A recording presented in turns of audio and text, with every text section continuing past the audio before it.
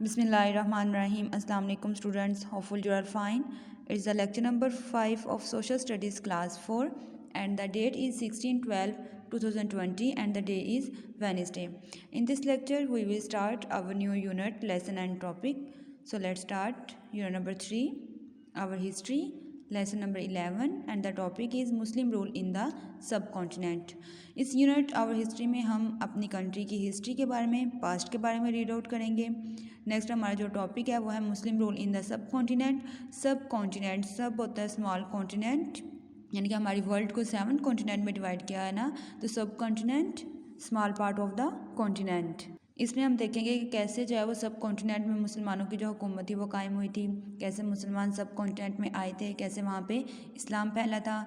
इसके अलावा डिफरेंट जो है वो रूलर्स और पर्सनैलिटीज़ के बारे में हम रीड आउट करेंगे। तो इन क्वेश्चंस को करने से पहले सबसे पहले आप जो है वो बुक के ऊपर से पेज नंबर 76 और 77 की अच्छे तरीके से रीडिंग करेंगे। जब आप उसकी रीडिंग कर लेंगे तो देन आपके लिए इन क्वेश्चंस को अंडरस्टैंड करना और लर्न करना इजी होगा। आज हम इस टॉपिक के 3 क्वेश्चंस करेंगे, question number 1, 2 and 3। So let's start. Question number 1 is why was Mohammad bin Qasim sent to Sindh. इस क्वेश्चन में हमसे पूछा गया है कि मोहम्मद बिन कासिम को सिंध क्यों भेजा गया था।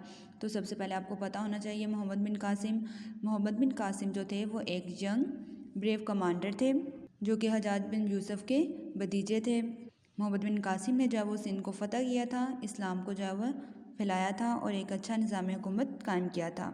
So the answer of this question is he was sent to Sindh to deal with Raja Dahir. इनको जो है वो सिंध में भेजा गया था राजा दाहिर के साथ डील के लिए। राजा दाहिर कौन था? द रूलर ऑफ दीबल, यानी कि वो दीबल का हुक्मरान था जिसको मोहम्मद बिन कासिम ने शिकस्त दी थी और सिंध को फतह किया था।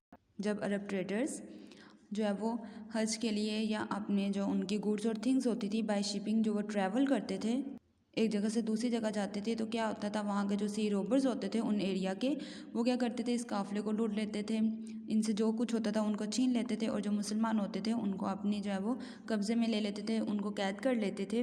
तो इसको कंट्रोल करने के लिए जो है वो जो मोहम्मद बिन कासिम थे उनको सिंध में भेजा गया राजा दाहिर के पास, ताकि वो ये जो रोबर्स हैं जो चोरी करते हैं और मुसलमानों को जो वो कैदी बनाते हैं उनको सज़ा दे और जो कैदी हैं उनको रहा कर दे।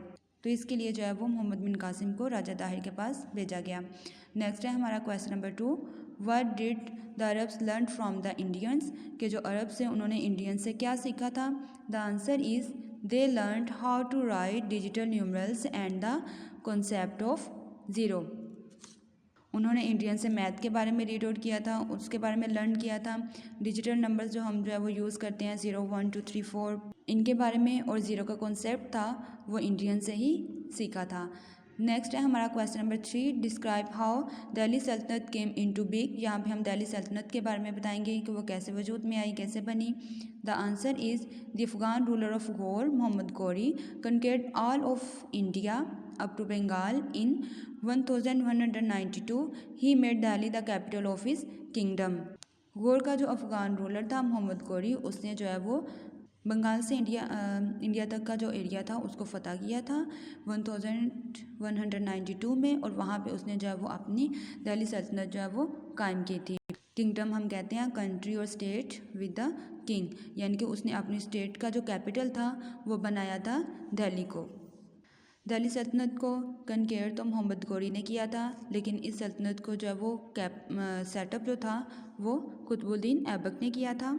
ये हमारे आज के क्वेश्चन है, question number 1, 2 and 3।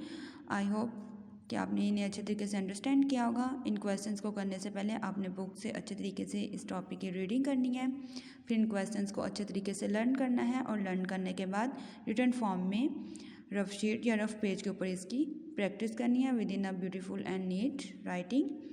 Okay student, thank you, take care, खुदा हाफिज़।